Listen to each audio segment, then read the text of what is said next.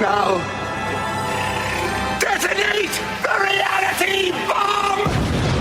I will build a great, great wall. Some alien race to come down and threaten us. Is the singularity near? The truth is out there. The military-industrial complex. The 7 mountains of the influencers of culture. To be as gods, you know. Change has come to America. Catapult of propaganda. From a secure location on top of the ridge in the heart of the beautiful Missouri Ozarks, this is A View from the Bunker.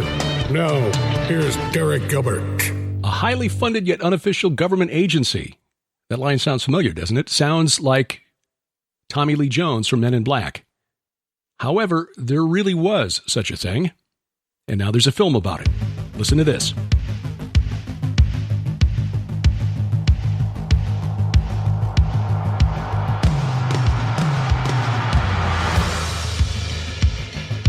They came up with some type of an agreement. It was like a treaty, basically. Some type of an agreement between the American government and this, what they were deeming to be an alien race. I was aware that we had made a deal that we would give them infrastructure, hiding places, labs, out of the human sight. I've been let privy to things that these people would be killed for if I named them. It was not only unethical and immoral, but that it was a program that was really connected with the demonic, with satanic forces. So the Collins elite start to get this information, to start arguing to the point where no. These things, these beings have been summoned demonically through satanic ritual.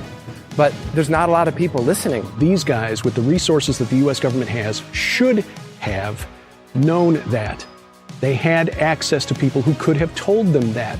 So the question to ask is, why did they come up with the conclusion they did? Finally, Los Alamos called her, and they said he died in a tragic accident, the details of which cannot be reviewed, and the body cannot be recovered. And that's why I'm telling you, be careful how hard you push, how far you push. He has witnessed the 10-foot giants and referred to themselves as the Nephilim, said that they were preparing for an intergalactic war with God, and they believed that they were going to win.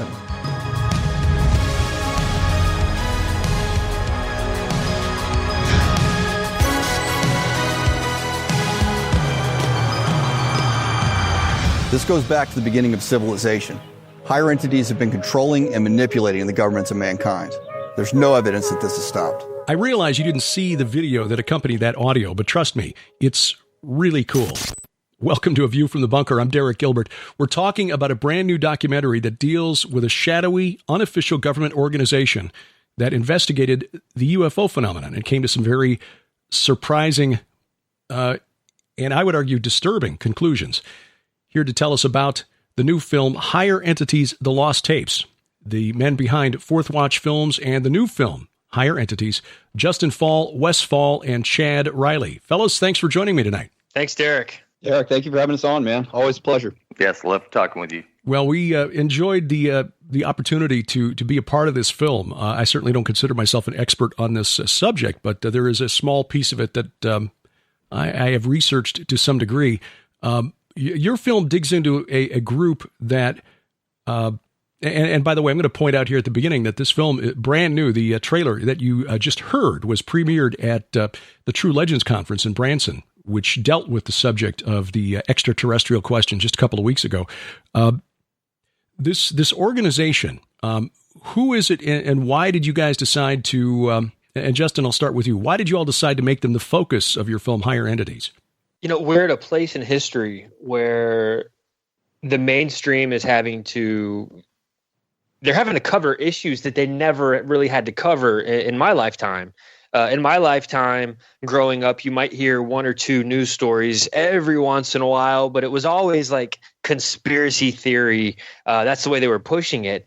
But, when you go back to the early days of newspapers and news, you hear more about the supernatural. But then we kind of covered all that up for a long time. The time that I was born in 1983. I know Wes and Chad are a little bit older than I am, but in our lifetime, there wasn't a whole lot of positive news coverage of aliens and UFOs. Like anytime it was mentioned, it was kind of mentioned as a conspiracy theory and kind of like a tinfoil hat. But right now, currently, we are living in a time where the mainstream is actually covering declassified documents. They're covering declassified projects, and they're mentioning that, it's not a crazy idea anymore because the government is admitting that they have been involved in this stuff and they've been involved in the cover-ups. So it's unprecedented. I mean, we've never seen this in my lifetime before. And so we're now at that point where the mainstream's covering these things, and there's a platform, and the world is listening, and the world has questions. And so we decided we wanted to go in and find out about some of these groups within the government that has been active over the years, working with entities or working with technology that was acquired through entities or other occult methods.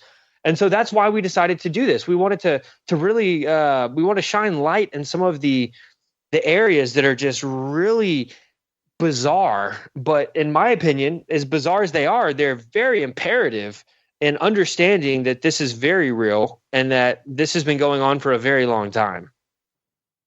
So this organization at the heart of the film, Higher Entities, Wes, this is a group that most of us had never heard of until about, less than 10 years ago. Author named Nick Redfern wrote a book about it based on some information that he obtained. And you actually got to the source that Nick talked to. Again, tell us, what is this group and why are they so relevant to the subject matter of Higher Entities? Yeah, absolutely. Nick Redfern had uncovered some things, and he went to the source, who we also went to the source, Ray Boucher. And it's really important to understand the importance of Collins Elite, because they were looking at the things that were taking place within these different black projects, and they were seeing the parallels between that and demonic activity. To the T of what the Bible talks about of fallen angels and demonic activity, and actually using satanic ritual to be able to contact these things. So when you see that, and now granted, we're not going to be talking about the Collins Elites, about their theology and wanting to go back under the law and different things like that. That's not really, I don't think that's really important to focus on at this point. The big thing is that they were there, they were on the scene, and that they were seeing these things, these experimentations and the swapping of technologies and just working with these entities, and seeing that it was through satanic ritual to be able to make that happen. So that's really the biggest thing here, and that's why we wanted to focus on that. Ray Boucher, if anybody's seen the episodes on SkyWatch and heard any of the stuff leading up to this film, he is a hard man to get a hold of, and praise God, just by God's grace, we got a hold of him, and he unfolded this meeting that he's had with the segment of the Department of Defense, and they were coming to him with these exact same things that we're dealing with. So he was key. He was definitely key in getting to the bottom of all this. But that's in a nutshell of why the Collins Elite is so important here. Chad, the Collins. Let me add something. Yeah. Can I just say something real quick? Sure. We do get into the topic in the film of what their theology was. Like Wes said, Wes just wasn't trying to get into all that on the radio show. Sure. But we, for the listening audience, we do discuss what their theology was and what their plan was. But it's just, that's one of those things that we do uncover that in the film. But it is an important aspect, and I want to make sure that I don't want to ever make light of that and act like that was not important, because it is very important to. It's one of the puzzle pieces in what they're doing, and I got to be careful not to say too much. So, well, yeah, exactly. You definitely want people to watch the film, and again, I will say that their conclusions that they reached were a bit concerning, and that was something that I contributed to the film itself, but. Chad, the Collins Elite, who were they? I mean, again, it sounds a bit like Men in Black, an unofficial but highly funded government agency or something to that effect. Who were these guys? Well, they came on board pretty much after Project Blue Book, MJ-12, all those had been established. All of them were looking into this whole phenomenon.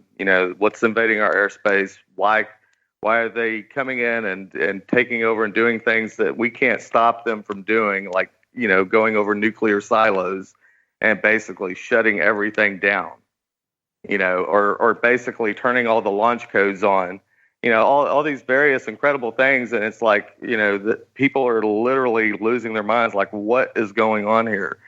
And the Collins elite were specifically tasked that, to leave no stone unturned to follow all the information wherever it led to. And that was the thing, is that they basically traced everything back to Jack Parsons of JPL and also L. Ron Hubbard of Scientology.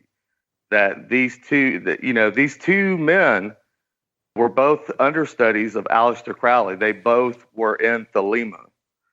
And they basically were Satanists. I mean, that's it, point blank. Even Aleister Crowley, he was conjuring up demons like Awas and Lamb. And, he even, used the phrase that today they call them angels and demons. Tomorrow they'll call them something else.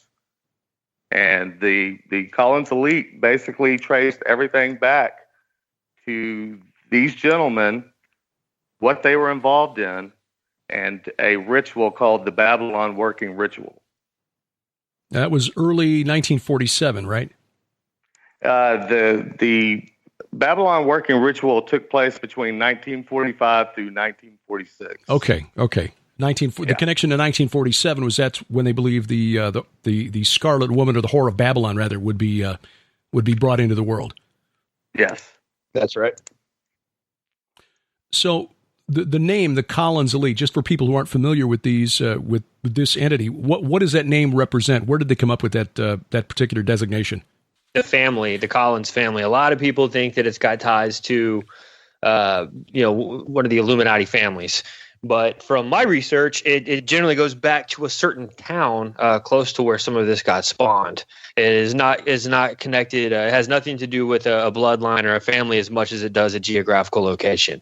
So that's what I found. And I have to say that when you study something like the Collins elite, you have to be very careful, and you have to take everything with a grain of salt, because there's a lot of people out there with a lot of ideas of what could or may have been, but you can't substantiate all of the information that's being thrown on the table here.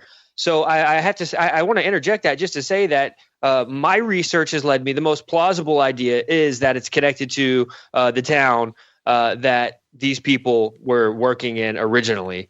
And the Collins elite was a counterpoint group.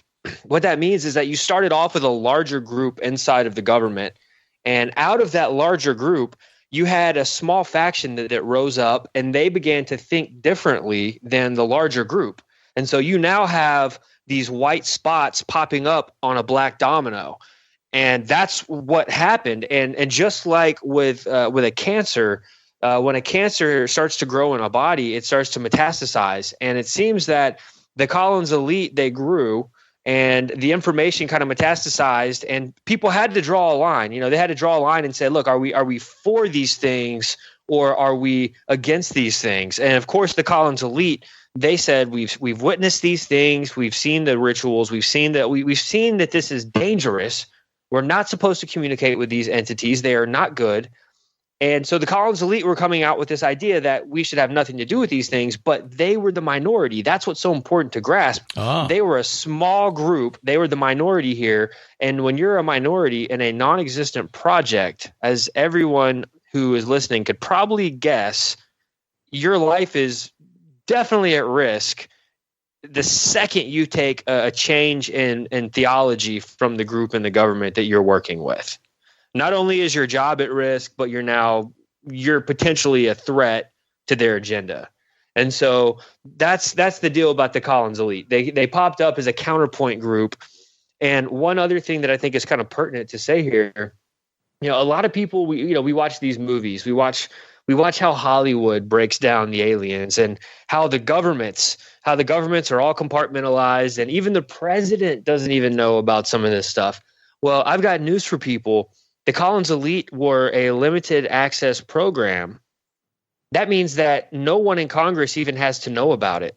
The president doesn't have to know. Congress doesn't have to know.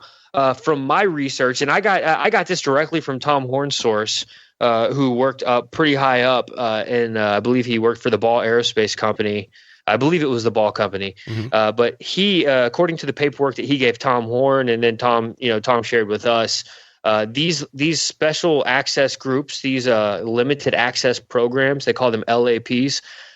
They are so secret that maybe one person outside of the group knows about it. And so what you have to look at is you have this group that does not exist. Nobody knows it exists. The government has no clue about it except for the people in it. And then outside of that, you're now dealing with just a few small people that are starting to have a difference of opinion inside of that group that's non-existent. Now, I hope that's not confusing how I broke all that down, but the reason it's important to note, this is a spider web of deceit. This is a spider web of occultism, and it is really easy for somebody to get caught up in the spider web and, to have blurry, how can I say this? To have a blurry vision on what side to take, because out of fear, out of the safety of your family, that's another thing, is that the people that stand up against these things in the government, their families are at risk. Mm-hmm. And we came into several situations in this film project where one major incident where a guy refused to be in the film after he already said he was pretty much on board. He was pretty much on board. And then all of a sudden he backs out last minute. And he had extreme government clearance. Matter of fact, Chad knows the guy. Chad has been in touch with Greg Renrich. I don't know if you wanted to mention that, Derek. I'm not trying to lead the show. I just wasn't sure. No, that's fine. I think it makes a point that there's a lot more at stake here than a lot of listeners would understand. I mean, because again, this is considered by most people a fringe topic, and it's not really taken seriously. One of the things that Tom Horn revealed on SkyWatch TV and discusses in the movie is a family member who was involved in something at White Sands, was it? Or was it Los Alamos? Los Alamos. Los Alamos. Yeah. And that person one day just didn't come home from work and was never seen again. And to this day, there's been no satisfactory answer as to what happened to this person. So, Wes, let me ask you this then. Ray Boucher is sort of the contact for the information. Who is Ray Boucher, and how did he learn about the existence of the Collins elite? He's had some involvement with MUFON. I think he was a state director for some time years ago. He's had a lot of years under his belt in this. And he's been an Anglican priest, pretty high up in the Lutheran, different denominations as well. And so he's a theologian. He's had involvement with MUFON. That's been one of his areas of expertise and study. And I want to say, I don't want to speak this out incorrectly, but I want to say that he heard about the Collins elite through Nick Redfern, but it paralleled with this group that contacted him from the DOD. So I think that's another important point to make, is that it doesn't really matter if you want to call them the Collins elite. There's still going to be different groups that are still in existence today. It would just only make sense that that still continues under different names. But he came out and Ray Boucher had two men from the Department of Defense come to him, and he's lived up to his word to them to not mention. I believe both of them are deceased at this point, but he's kept his mouth shut as far as the who these people are that came to him. But he is an eyewitness testimony to people that reached out to him because of his studies and because of his knowledge of the Bible and what have you. And he was a perfect person to contact on this topic. And he sat down with them in a hotel room somewhere in Nebraska, undisclosed location, and they sat down and they poured it out to him because they were at a loss. I mean, I think it's kind of like they were excuse me. I think they were in the midst of observing these things and seeing that it's literal satanic ritual taking place to be able to contact them. That kind of throws up red flags, especially if you're a Bible believer. Yeah.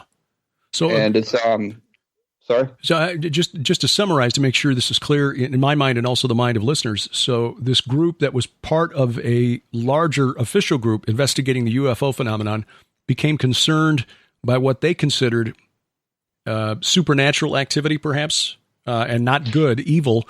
And so they reached out to somebody who has theological credentials. Ray Boucher has a PhD in, that should have had the qualifications up here, but I know he's got a PhD.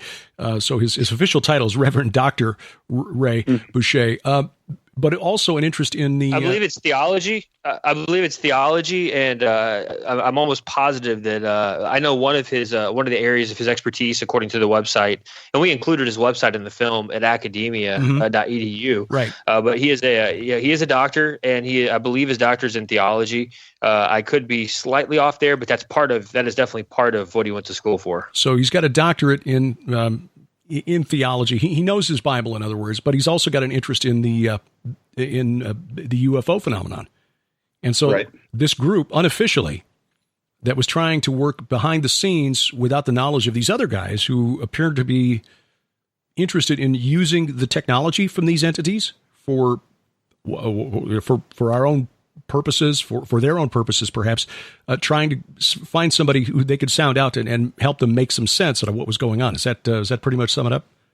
No, that sounds exactly right. And if people watch a lot of the TV shows that have been out for the last 10 years, dealing with the government, a lot of these TV shows, they kind of zone in on what it's like to be a CIA agent or an FBI agent or a counter-terrorist unit. All these TV shows have just been major, whether you're watching Homeland or whether you're watching 24 or Queen of the South. I'm just throwing some names out there because when you watch these shows, you get a little glimpse that you've got these agents, and it's like they all have their own agendas. Even though they're all in the same group, they have their own agendas, and they get their own recruits. This is what's really messed up about how the government works in their the different compartmentalized segments of these agencies.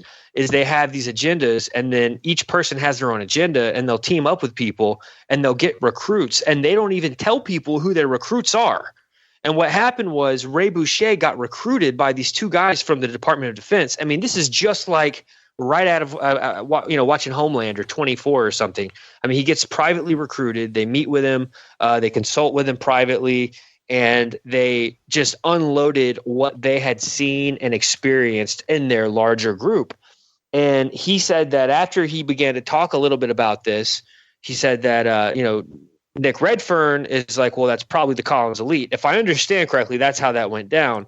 And so Ray Boucher, not knowing the name Collins elite, he just started to compare, the information that he had studied, that he could study. He compared that with what he experienced. And so he says that he doesn't know for sure if it was the Collins elite directly or if it was another group just like the Collins elite, because Tom Horn says that there are groups in our defense and intelligence and in Britain's defense and Britain's intelligence who are just like the Collins elite. They're secret spinoff groups who are trying to stop the demonic activity rather than, allow it to incubate and grow. Chad, when you all traveled to meet with Ray Boucher and sat down with him, what was the haymaker, if you will? What was the big takeaway for you from that interview? The piece of information that you hope viewers will take away from the film, Higher Entities. The whole interview is jaw dropping. That's the thing, is that we had an idea of what we were going to expect when we got there. But like I said, when he started talking and opening up and going deeper and deeper, and like I said, it was a roller coaster ride. I mean, that's it in a nutshell, is that, people may have heard bits and pieces, but I can assure you, you've never heard the whole story. And like I said, when you do, it's going to put all questions to rest. There will be no more questions on this subject. And it's personal. That's one. We really wanted this to be personal. We wanted people to be able to experience the emotional exchange that takes place when we're able to have one-on-one conversations with people. When we research for a radio show, we research for writing a book, or we research for a film, there's a lot of these meetings that take place, whether it's on the phone, whether it's in person, whether it's on Skype. And so we wanted to allow people to actually get there on that personal level and get it directly, raw, unfiltered from the mouths of people who have researched deeply, or they've been involved personally, or they have family who is involved. And so that's what this film was. It was a live action right there. It allows the viewer to be right there, in the conversation with the source. So we did this film in that style. So it's a very different type of film from anything else we've ever released. One of the things on Ray Boucher for me personally was he confirmed the idea that these aren't interplanetary beings, but that they're interdimensional, that there's a spiritual aspect to this. And a lot of people just pass right by. I mean, the worldview of the world on this is that, that they came in and they seeded our planet, and that's, birthed evolution, and that's what's brought us to where we are today. And it's anything to divert people from the gospel. It's a different gospel. But he confirmed that, and that matched right up with the documents that we were looking into, with specifically 6751, the document there. It's that these are it's an interdimensional deal entity that we're dealing with. It's not some little like kazoo from the Flintstones. One of the other interviews, and I have not seen anything but the trailer as far as this interview goes, but I've got to imagine that the interview with Stan Deyo was likewise jaw-dropping. Justin, what did you take out of the interview with Stan Deyo when he talked about his work down at Pine Gap, Australia? Oh man, this is crazy, guy. Man, I just have to give a little warning here, a little disclaimer that this is I'm just gonna give my 2 cents. I don't think I've ever actually. I can't say that. This whole project, every interview we did was extremely intimate and extremely emotional. Like every interview, because I mean we're going to people's private space and they're telling us what they've experienced. So of course it's going to get emotional. It's going to be very emotional. But it's rare that I see a face like Stan Deyo's. A face of a man who has been in underground military bases. Mm-hmm. A guy who's been down there and who's seen things, a guy who believes he has been in the same room with reptilian entities at the United Nations. When he said that he brushed shoulders with 2 of these entities at the United Nations.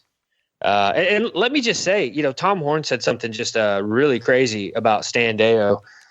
He told me that as crazy as some of the stuff is that Stan talks about, he says that he had a newspaper clipping with Stan Deyo on a big photo of Stan Deyo validating that he was working with the FBI in Australia on anti-gravity craft. This was like a British newspaper. Somehow Tom Horn got a copy of it. Mm-hmm. And Tom said, so regardless of how crazy this stuff sounds, he really was doing this stuff. Like he was there. And Tom says, before Tom's house burned down, we all remember when Tom had the house fire. He said before his house burned down, he had that paper with a big color spread of Stan Deyo standing with some of these other elite scientists and doctors or whatever. And he says that it's like in your face, like this guy was working on anti-gravity craft for the U.S. and Australian government. Interestingly, the U.S. and Australian government, we have a history of working with British intelligence. I mean, the 3 of us go all the way back. Mm-hmm. Australia, Britain, and America also go back working with Admiral Byrd on the Operation High Jump, where there was a UFO battle in Antarctica, allegedly. So we do have a history of working with Britain and Australia involved in UFO research missions, per se, that goes back to High Jump. But Stan Deyo said that he saw these things, these people. It was a man and a woman, and he said their skin was almost like it had a shine to it, like oil slick, like the way that when an oil slick hits the sunlight, it almost has kind of a patina look, kind of a rainbow. And he said that he saw that, and he said that he felt like he was a bird in a cage. Like they were the cats and he was the bird, and they were about to try to eat him. Like he said, that's just a fear level that comes into your heart when you're in the room with these entities. And he didn't have a whole lot of conversation with him, but he just kept unpacking so much of what he experienced, and you see the pain in his eyes. Mm-hmm. Like, as crazy as it sounds, you see that this is a guy who has been through the storm. Like, he has witnessed these things, and it really took its toll on him. I don't say that like I don't mean like it, he's doing great things for the kingdom. It's not like it's holding him down, but when he starts to talk about these stories, you can really see the weight of it in his eyes. Well, having met Stan and Holly Deyo at a couple of conferences and had the opportunity to sit and just share breakfast with them and, just talk with them face to face, you don't get the idea that he's making any of this stuff up. I mean, I spent 20 years in sales, and after a while, you begin to tell when people are, blowing smoke. So I don't get the sense that Stan is fabricating these stories and just, trying to come up with stuff to make himself sound more important than he is or was. But the stories, because he shared some of this on the podcast here years ago, back in 2005, 2006, with the old PID radio. Sharon and I talked to Stan, and he dropped some of this stuff on us back then. And just, you're right, jaw-dropping is the best way to describe it. The stuff at Pine Gap, being left down there below ground with the idea that they were going to try to just forget that he was there. Ha. Oh, sorry, Stan, we forgot you were down there. And how he managed to get out and had to kind of go underground for a while in Australia until he could safely return to the United States. There is a level of, and even Tom mentioned this, and that is in the trailer for the film Higher Entities, where Tom basically warned you guys to be careful about how hard you pushed for information on this, because as Stan noted, he experienced some physical danger during his time in Australia. Ray Boucher was very cautious with you fellas. And, you had somebody else back out. Of course, Tom's got the personal story of someone in his family who disappeared. At any point during this process, did you sense that perhaps this was a little more than you had bargained for? And any one of you fellas wants to jump in there, go ahead and take it and run with that. I felt like it was probably God's will that Greg Rinrich backed out. And this is actually the first time I've said this to anybody, so this is kind of an exclusive here. We had a lot built up around having Greg Rinrich. Mm-hmm. Like, I can't begin to tell you, like, that was a big expectation for this project. If we have time, maybe Chad can tell a little bit about Greg Rinrich. But including him in the film would have opened us up to a much larger battlefield of danger, because the stuff that he and his family has suffered, even in recent days, he is beyond being on a radar. Like, the guy is the radar. You communicate with this guy and you give him a platform to talk. And then, it's, people have compared him to Phil Schneider, except with actual paper to prove who he is. So, and I don't say that to mock Phil Schneider, because I've learned a lot of valuable information that I've heard Phil Schneider talk about over the years, and then I've seen it validated through other people that I knew were validated in the government. So I knew that he was telling the truth. But this guy, Greg Rinrich, you're talking major security clearances, and so much that he and his wife have been under physical biological attacks for speaking out on these things. Once you come out of these, once you are no longer working in these secret projects, you are not allowed to talk about anything, or else you're done. Like, you are, and it's almost like they don't want to just kill you, because just killing you, that's easy, and then you've already talked about it. So now if you die, people are going to start asking questions. So rather than just to kill someone, a lot of times, from what I've heard, is they use biological weapons that basically enough to shut people up and keep them off the tabloids per se. So I think it was probably God's provision that he did not come on and do this for our protection, because, like I said, if we would have had Greg Rinrich on and we would have done that interview, we would now be on a whole different radar. I know we're all being watched. Derek, you're being watched. We're all being watched, I'm sure, to some extent, whether it's just an occasional monitor on your email or whatever. But, after doing so many podcasts on so many topics, we're being watched by someone at some degree, or we're on a list, however you want to look at it. But once you interview somebody who is like a Greg Rinrich or a Phil Schneider, it does change the game a little bit, I believe. And this is my opinion, but I believe that it's a game changer. And I believe that it's now walking into a much more dangerous zone than you would be otherwise. So I think it was definitely God providing. We had a couple weird situations. I had a couple situations where I got some weird phone calls, and nobody said anything. But I don't know if that was related or not. I don't want to drum it up. So what would be the reason for this type of surveillance or intimidation? What would this government organization that apparently has decided to partner with whatever they think these entities are, what would they gain by shutting up, a small independent film production company And some guys. I mean, be honest. I mean, we all know who Stan Deyo is, but let's be honest. Outside of the exposure that he received over the years through Art Bell and George Norrie on Coast to Coast AM, and a few appearances here and there on some of the conspiracy shows that make it to the cable networks. For the most part, nobody really knows who Ray Boucher or a Stan Deyo or a Tom Horn is in terms of the mass of American the public.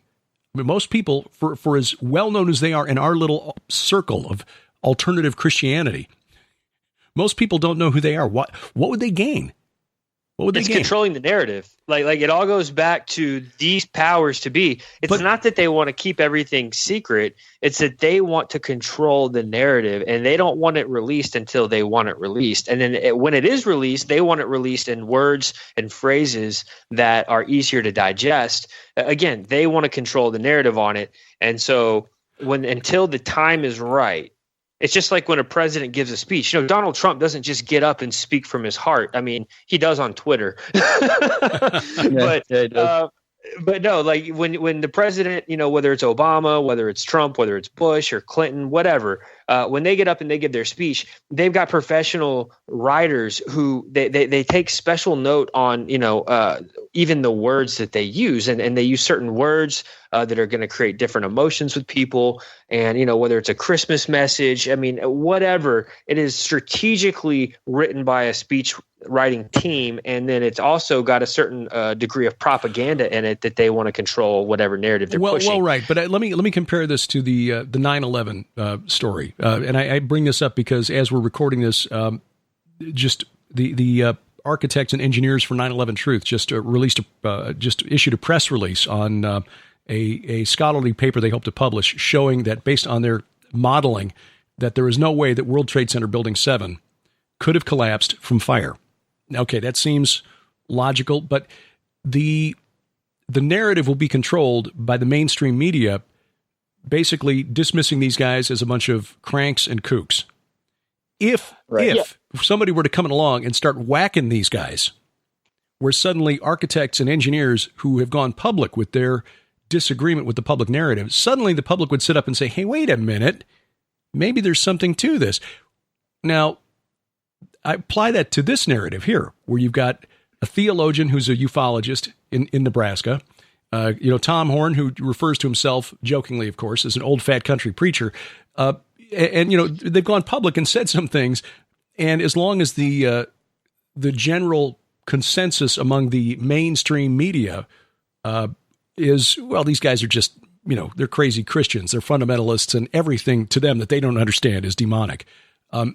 That's probably what most people are going to think. But if somebody starts making people disappear, or suddenly, guys like Stan Deyo suddenly change their tune completely because they've been intimidated, that to me, in this day and age, seems like people would sit up and take notice and say, hey, wait a minute, maybe there's something to all of this crazy talk. But, Derek, think about this. All of us, we reach hundreds of thousands of people. I mean, and that's not a lot. Like you're saying, it's not a lot of people, but, we are, with all of our, our TV broadcasts, our podcasts, the radio shows we do. I mean, when I was on the Alex Jones show, there's no telling how many hundreds of thousands of people I reached.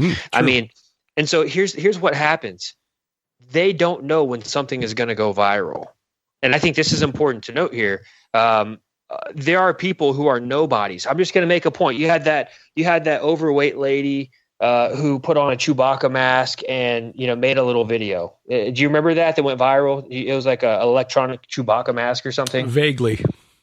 Yeah, so she's a woman who nobody would have paid any attention to whatsoever. Nobody would have paid her any mind, but she made this little video. It goes viral like immediately. Everyone's sharing it. Their grandmothers are sharing it. It's like the next cat video. And so they don't foresee when something is going to go viral. And, yeah, but they also steer a lot of that as well with the algorithms and different things that they're doing as well behind the scenes. They do. That's a good point. I agree. There's a lot of that going on, but because the deep state, the shadow government, They don't know when they don't know who the next Julian Assange is going to be, or who the next Edward Snowden is going to be. They don't know who the next whistleblower is going to be, who's going to go viral with some crazy leaked information. And so I think that's why they're really pushing to control the narrative, even on people that don't reach millions. Look at the whole UFO narrative right now. All the stuff that's been coming to light about ATIP, and as well as the whole deal with the $22 million that the Department of Justice, Pentagon, this money that they were spending studying this stuff. Then you turn around and you find out that this money was actually spent on a particular location called Skinwalker Ranch, owned by a friend of Senator Harry Reid, or former Senator Harry Reid. Right. Bigelow Aerospace, billionaire. Right. Who all the UFO reports in the planet go to, and all the supernatural and all the crazy stuff that goes on out there. The CIA was embedded out there for 10 years. 10 years. Let that sink in. The whole thing about Fravor here recently, the pilot that was the Navy pilot, in the Nimitz incident. Yeah, he's been in the service for over 20 years. He's Top Gun pilot. I mean, you can listen to this guy and know that he's not blowing smoke. He doesn't even want to talk about it. And then, I've seen a couple of interviews that he's done with Corbell and a few others. I mean, it's mind-blowing stuff. When you seriously hear him talking about this, how they were on a training exercise, they get called to go in to investigate something. They have to drop what they're doing. They go in. They don't see anything. Finally, they look down at the water and they see what looks like a cross, the cross that Jesus was hung on. It's underwater and the water is churning over. And they're just like, wow, that's weird. What is that? And then all of a sudden their attention gets diverted to this little tic-tac that's literally bouncing all over the place like a ping pong ball. But that ain't the craziest part. It gets even crazier. And this is what you will not hear them talking about on the news, but you can go and look these videos up and you can listen to his own words. He goes down to engage. He tells his wingman, stay here. I'm going to go down. I'm going to engage. He starts to drop down. As he's dropping down in a circular motion, this tic-tac is rising up, and it's going in an alternate circular motion. So it's almost like they're dancing. And all of a sudden, he said that there were probably about close to 80 to 100 craft that dropped from 80,000 feet in the air. And he said that they were literally swarmed. Mm-hmm. And you don't hear anybody else talking about this in the news or anything. But here's the thing, and I got to bring this up because I wrote an article about this for the SkyWatchTV magazine back in February of last year. The video that they shot with the forward-looking infrared radar, their video cameras, is really stunning. When you see, Fravor and his wingman, Lieutenant Commander Jim Slate, they were not the only witnesses, of course. The radio operator and radar operator on the Princeton basically spotted this thing. The tic-tac showed up at the rally point, the rendezvous point, and it had gotten there so quickly. The cap point is what they call it. That's what I was trying to remember.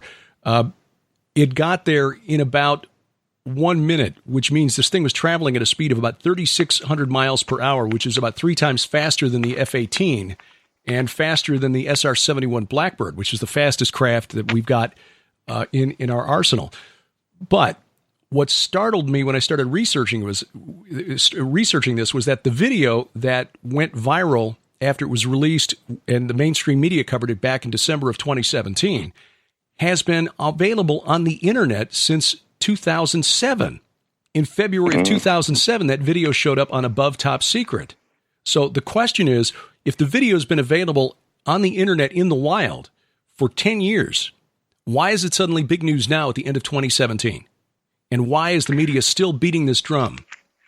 Who are the guys behind To the Stars Academy?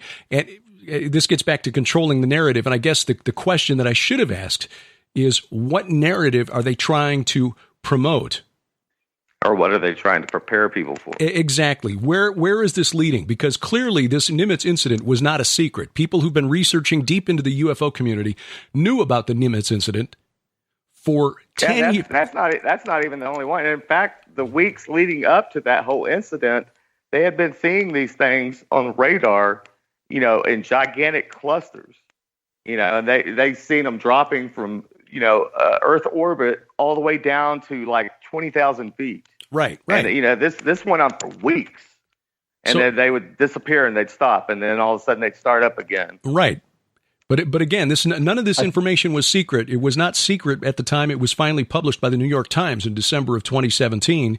And that story has been in the news, just kind of bubbling under for about the last year and a half. So what's the deal? Why is this suddenly? I think some of it has to do with the technology. This whole FLIR camera that you were talking about, this new camera that they can see these things with, because it wasn't just that incident. There was another one over on the East Coast where they had an encounter with these things. And this one, the pilots, it was two aircraft flying side by side. They said this thing flew right between both of their planes. They said it looked almost like it was like a hologram, you could see the outline, but it was invisible.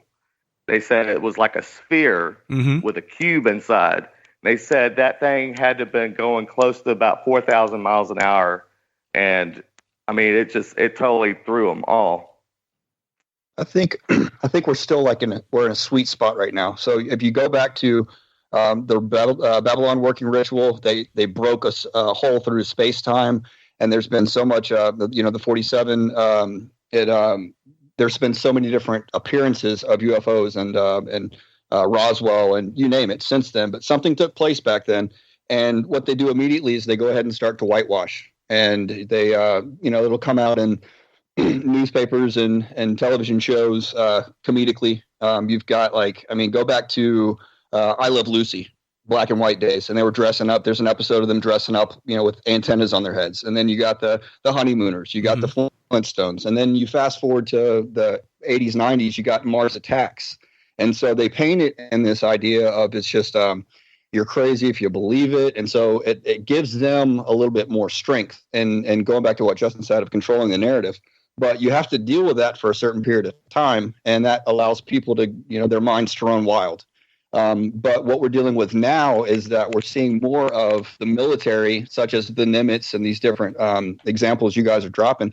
We're seeing that it's becoming an issue. So there's no longer, it's not just people's imaginations here. And that's the thing, is the information is out there, but the way that they are portraying it, even when you look at Fox News or any of these, like you said, and like Justin said, they're making it, even though they're talking about it seriously, they're still kind of making it almost comedic. They're protecting it, though. Exactly.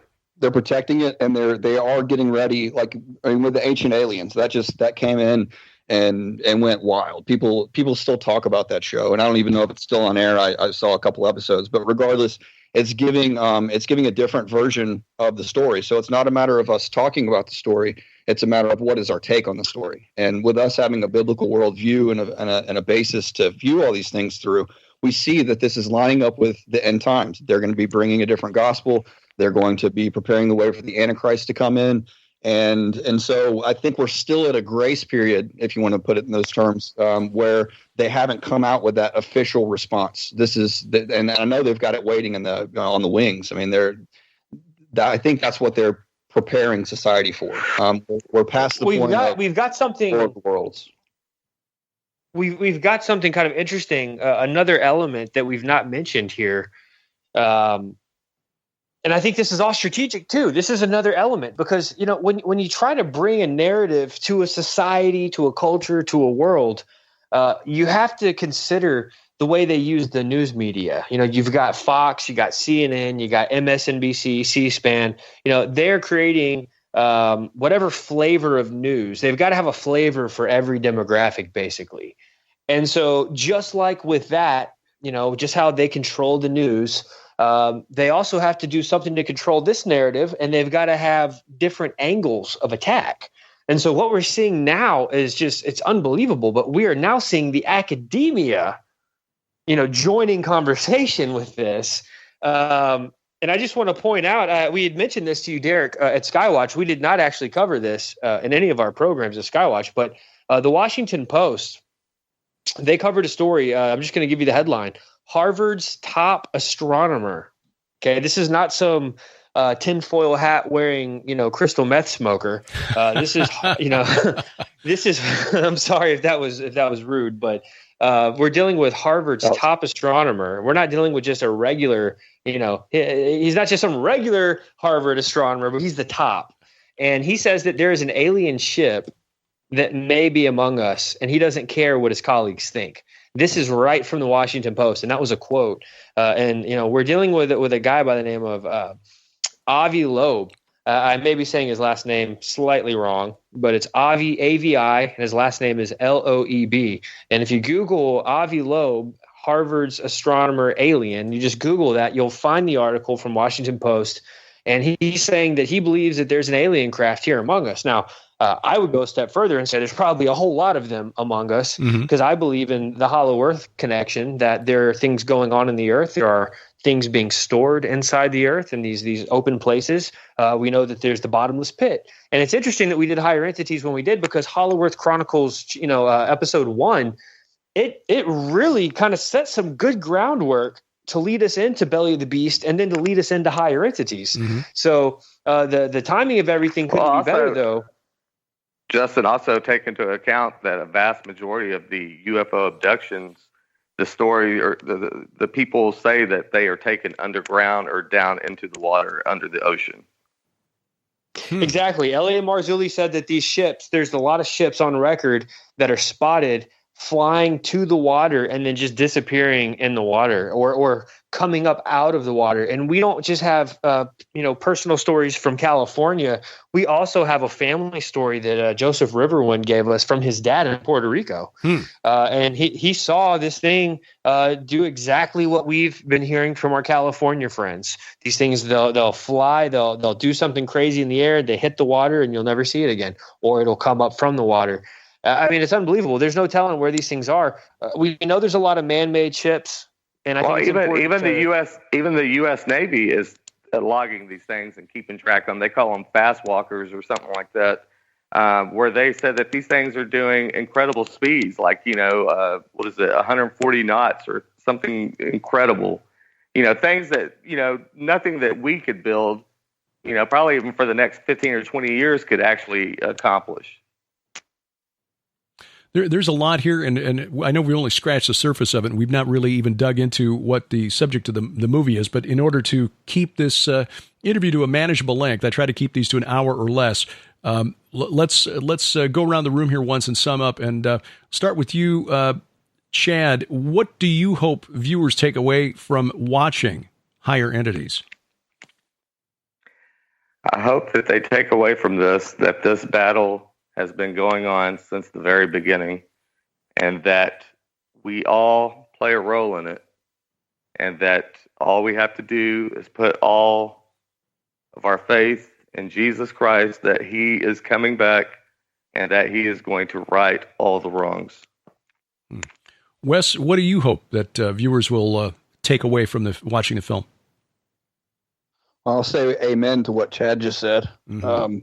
Yeah, I mean, with any project that we worked on, we hope that it edifies the body of Christ. We hope to be able to make a tool that the body of Christ can use in this world to be able to open up dialogue and take people back to Scripture, because we're getting further and further. I mean, as every day we're one more day closer to the Lord returning, and I'm not putting a date on it or anything like that, but it's more evidence that what we're seeing here is lining up with what Scripture says. And at the same time, the world already has an answer for it. And ultimately, they're trying to divert people from the true gospel of Christ. And so, yeah, takeaway is basically this film is a preemptive strike at whatever the official narrative is going to be. We don't know it to a T. We have ideas, but we're hoping to be able to open up the eyes of people before it's too late. All right. And Justin, last word to you. I hope people will see this and will realize that there is something very real taking place right now that defies the logic that we've all grown up with. And furthermore, it allows us to better understand certain key prophetic passages in Scripture pertaining to the end times. I think that that's one thing I really want I get so tired of hearing these de-supernaturalized views of the end times. And I think that's very dangerous, actually. And people have, their own idea of how things are going to roll out in the end times. But regardless of where people stand on eschatology or where they stand on, their personal, sketch of how the end times are going to look, I'm hoping that this film will really bring back a supernatural perspective and show people that we have been heavily sheltered and just deceived to a fault almost as a country. The 20th and 21st century, man, we have been completely bamboozled into a rationalized form of thinking, just completely looking at the supernatural as unrealistic. And I'm hoping that this is going to help bring back that supernatural perspective, and to know that these entities are real, that they are supernatural, that our government's been working with them as far back as the 40s even. That right there is enough for me to say, if these things are happening, well, you know what? We serve a supernatural God that created all of these little imps, and he is so much bigger than them, and he is stronger than them, and their time is limited. And I know that in the end, Jesus wins. And so what this is doing for me is this gives me excitement about the things that are coming on the face of the earth. I get excited about these things because I know what team I'm on, and I know who wins. I've read the book, and I've read the Well, we lost a connection there. This is what happens with rural internet. Well, just to add to that, man, I think he was going on the path to direct people to not be living in fear, to trust and obey, to redeem the time, to stay in the Word, to encourage the body, and to seek and save the lost. Man, Jesus is going to come back, and he's going to regulate. Very well said, brother. And I'm just kind of laughing because Skype finally found a way to do something that you probably never did in all of your lives together as brothers, and that's make Justin be quiet. That's good. The other thing we'd like to direct people to, I know SkyWatchTV has offered the film. Are there other ways or places where people can go to get their own copy of Higher Entities, The Lost Tapes? Yes, you can go to fourthwatchfilms.com, FOURTH watchfilms.com. And from there, you can, Lord willing, be able to order a hard copy. And then we're also going to be doing an HD release on Vimeo for streaming. Excellent. And that should be up sometime in October. All right. Well, the people got a sneak preview. People at the True Legends Conference in Branson got a sneak preview of it.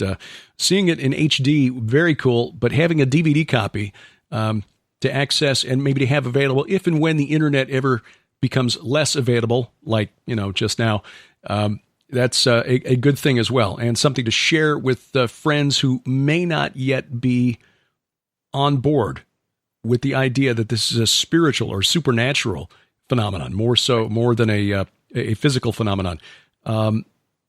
It's a topic that a lot of people are interested in, which is why this is important. It's why Josh Peck and I wrote that book a year ago. More people, according to well done, respected surveys, there are more people in America who believe we're being visited by extraterrestrials than who believe in God as he's defined himself, revealed himself in the Bible. So we're really dealing with a what could be, and for many people already is, an alternate religion with a science fiction veneer. It's a replacement. And the extraterrestrials are not staying in the whole UFO area as well, because L.A. Marzulli recently interview that he did on UFO Hub, he basically talked about Graham Hancock and his ayahuasca trips that he likes to do. Mm-hmm. He encountered the gray aliens in the spirit realm. Yeah. It's a different method. Yeah. It's interesting when you begin to compile evidence like that, and you see that there's more here than what the UFO community is willing to admit. They don't want to take too hard a look at the supernatural aspect, at least insofar as it connects to Christian theology. Hey, as Christians, we understand the Earth has been visited by inhuman entities since the beginning of time, but they're not who the ufologists, most of them, think they are. Fourth Watch Films, the creative team behind the new movie Hidden Entities, The Lost Tapes. Chad Riley, Justen Faull, Wes Faull. Guys, thanks for joining me tonight. I really appreciate it. Thank you, Derek. We love you, man. Keep up the good work. Thanks, Derek, so much. Yes, thank you, Derek. We love you. Check the show notes at VFTB.net or wherever else you're listening to this podcast for links to where you can find Higher Entities, The Lost Tapes from Fourth Watch Films. Educate yourself on what this phenomenon truly is. Coming up, a new book by Sharon and me. We'll tell you when it's going to be available and where we're going to be in the next few weeks. I'm Derek Gilbert, and this is A View from the Bunker.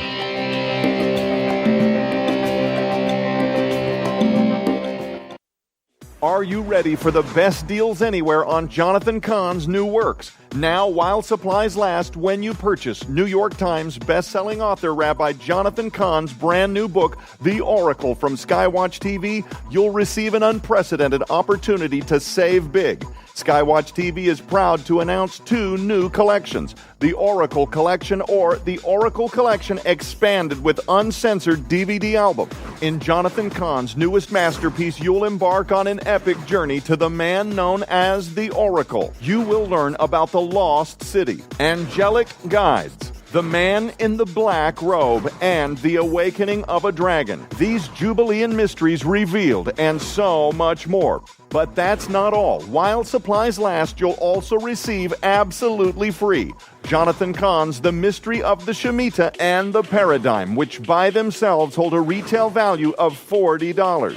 Sold separately, this exclusive offer retails for $64. Yours now for only $35 plus shipping and handling. But wait, now you have the option to upgrade and expand your collection by including the Oracle Uncensored 8-DVD album featuring exclusive material revealed nowhere else. The expanded collection, which includes all 3 books and the uncensored DVD album, holds a retail value of $120. Yours now for your donation of only $65 plus shipping and handling. So don't delay. Order the Oracle Collection or the Oracle Collection Expanded with Uncensored DVD album now. Available at SkyWatchTVStore.com or call 1-844-750-4985. Live, well, sort of, from the Ozarks every Sunday night. This is A View from the Bunker. I'm Derek Gilbert. Coming up next Sunday night, we talk about the Hat Man. Yes, the Hat Man. It's a global supernatural phenomenon. And new filmmaker Kyle J. Macias has got a documentary about this global phenomenon. Who is the Hat Man? Wow, that was a fast fade. Who is the Hat Man, and why are people seeing him all over? What is the phenomenon about, and why is the Hat Man so terrifying? That's next Sunday night, October 6th, 2019, at VFTB.net or wherever fine podcasts are sold. The dead, a fascinating subject, usually, especially at this time of year, because we see so many children who are dressing up for Halloween. Halloween is when the ghosts and the goblins come out and the spirits. We see the harmless fun of the Day of the Dead in Mexico, a Disney movie recently, was it Coco? Just using this as a plot device, essentially, where Coco has to go to the land of the dead to find his grandfather and adventures ensue. It's not really that harmless, at least not in its origin. And presenting it as harmless fun to children is a way to desensitize them to the truth behind this veneration of the spirits, because the spirits who began this practice are actually the spirits of the Nephilim. They are demons. That was the belief of the apostles, as near as we can tell. It certainly was the belief of the early church, the early Christian fathers. And it's certainly the belief of the Jews of the Second Temple period, if not the apostles themselves. So, Sharon and I have written a book about this. It's called Veneration, Unveiling the Demonic Kings of Old and Satan's Battle Plan for Armageddon. Because this veneration of the dead was not only condemned by the prophets in the Old Testament, we see it reflected in end times prophecy. And it relates to the quest of the fallen realm to deny humanity our inheritance. which is resurrection. So keep watch for that. That book should be out, we pray, by the end of the month, if not early November at the latest. The factor that is unknown here, the unknown, is the availability of paper for the printing company that actually has the book in hand right now. So we will see. Programs about veneration. The first book that Sharon and I have co-authored, the first nonfiction book, the first book period that we've co-authored. Programs will begin on SkyWatch TV on October 13th about that particular subject. So that is what's forthcoming. Now, we're going to be doing some traveling the next few weeks. You will still hear View from the Bunker released on Sunday evenings in the weeks ahead. But coming up next weekend, we're going to be in San Antonio for the Unsealed Scroll Prophecy Conference. Remember the promo code Gilbert20. This will be very valuable to you over the next couple of weeks.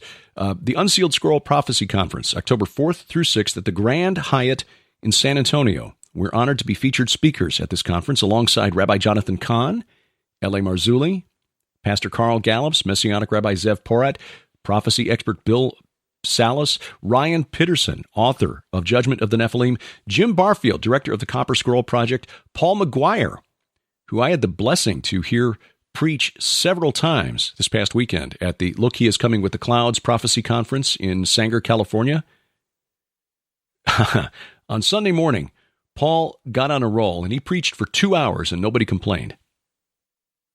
We may have seen, I can't say I've ever been present where authentic revival has broken out, but that may be what revival looks like in that little church in Sanger, California. We'll see. But Paul will be in San Antonio with us. Pastor Billy Crone will be there. John Schlitt providing praise and worship music. Pastor Casper McLeod will be there as well. So, I mean, you've got a world-class guitarist, vocalist in Casper, world-class vocalist in John Schlitt. Maybe we can get some jamming. I mean, L.A. Marzulli's a pretty good musician, too. Was a professional. So was Sharon, actually. This could really be a fun weekend. Don't miss it. Promo code Gilbert20. Gilbert20 saves you 20% if you can make it to San Antonio for the conference. If not, streaming video is available. And you can save 20% on the streaming video as well at unsealedscroll.org. That's unsealedscroll.org. One of the special events, they've got special luncheons with speakers presenting like keynote addresses at the luncheons Friday, Saturday, and Sunday. And Sharon and I will be speaking on Sunday. Not quite sure yet what we're going to talk about, but well, we can't wait to find out. It should be fun. The following weekend, we go to Hear the Watchman in California. We join the Watchman in Orange County at the Hilton Irvine Orange County Airport. Again, remember that promo code, Gilbert20. This is Disclosure on the Coast, the Disclosure on the Coast Prophecy Conference, October 11th through 13th at the Hilton Irvine. This is right across the street from the John Wayne Airport. So fly in, take the shuttle around the circle there, and you'll wind up at the airport. Join us along with L.A. Marzulli, Russ Dizdar, Pastor Paul Begley, Josh Peck, our colleague from SkyWatch TV, Stephen Bankars, our friend Gans Shimura, Carl Tykrib, author of Game of Gods, will be there. Troy Anderson and Paul McGuire, the other two speakers who were with me in Sanger, California last weekend, or I say the weekend of September 20th through 22nd. That was last weekend. Time shifted. Anyway, they will be there as well. Mark Sutherland, coming over from the UK. Talented filmmaker David Heavener, Hollywood veteran, will be there as well. Both of those men looking to use their skills to create compelling entertainment with a biblical message. So looking forward to talking to them because we have ideas. So, Hear the Watchman, coming to California, October 11th through 13th. If you can be there in person, the promo code Gilbert20 saves you $20 on the tickets. $20 on tickets, 20% off streaming video, and you do that at the website hearthewatchmen.com. That's hearthewatchmen.com. What do we got coming up in 2020? Well, we got a couple of conferences already sort of on the books. We'll tell you about those as we can. We do know the SkyWatch TV conference is coming up the last weekend in August of 2020. It'll be at the Chateau on the Lake, overlooking beautiful Table Rock Lake in Branson, Missouri. And then we return to Israel, October 12th through 25th of 2020. This tour will feature an optional extension to join us in Sardinia, at the megalithic sites in Sardinia. Donna Howell from SkyWatch TV will join us, and you can find out more at lipkintours.com. That's lipkintours.com. Give us a review. If you got a spare minute or two, Spreaker, Stitcher, iTunes, iHeartRadio, Spotify, or wherever else you find us, which is, of course, wherever fine podcasts are sold. Give us a like at the View from the Bunker page on Facebook.